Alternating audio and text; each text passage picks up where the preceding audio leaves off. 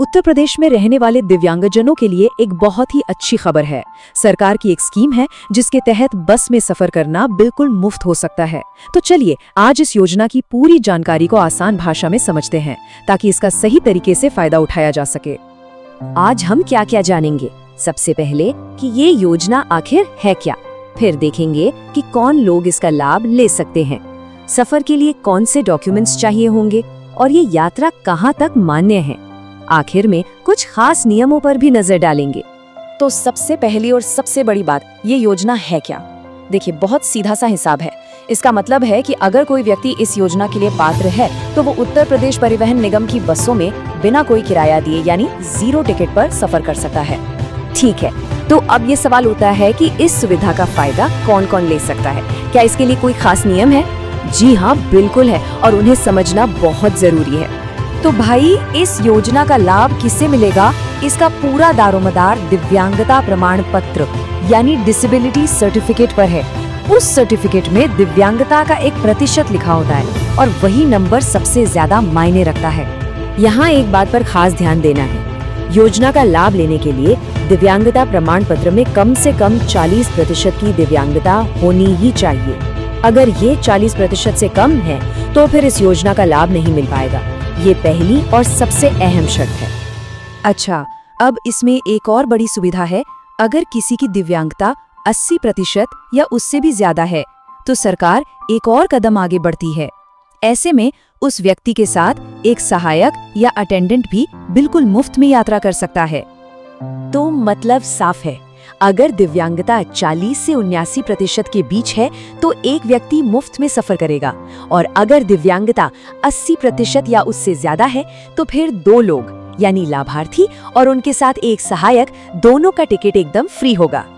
चलिए, अब जब ये पता चल गया कि कौन कौन पात्र है तो ये जानना भी उतना ही जरूरी है कि सफर करते वक्त अपने साथ क्या क्या रखना होगा।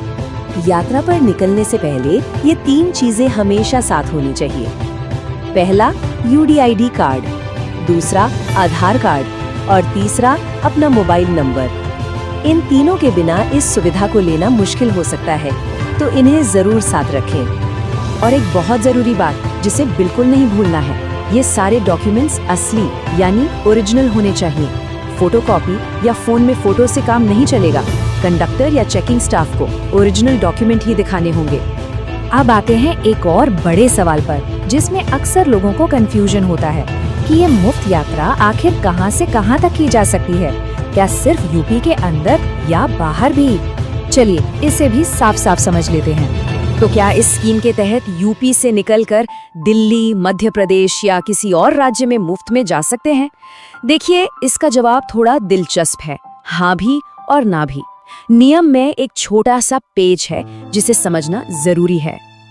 नियम बहुत ही सीधा है।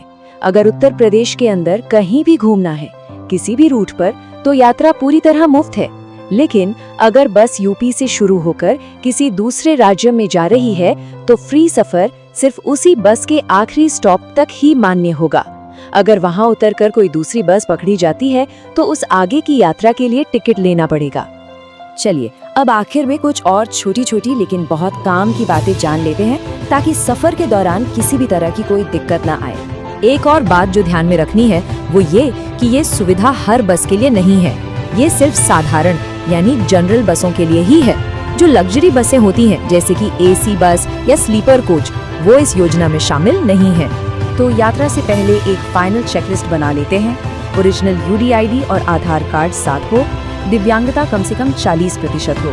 ये सिर्फ जनरल बसों के लिए है और यूपी से बाहर जाते वक्त उसी बस में रहना है, बस बदलनी नहीं है। देखिए, ये योजना सिर्फ एक फ्री टिकट नहीं है। ये दिव्यांगजनों को आत्मनिर्भर बनाने और उन्हें आने जाने की आज़ादी देने की एक बड़ी कोशिश है। अब जब ये नियम पता चल गए हैं तो इस जानकारी को उन लोगों तक जरूर पहुंचाएं जिन्हें इसकी सबसे ज्यादा जरूरत हो सकती है।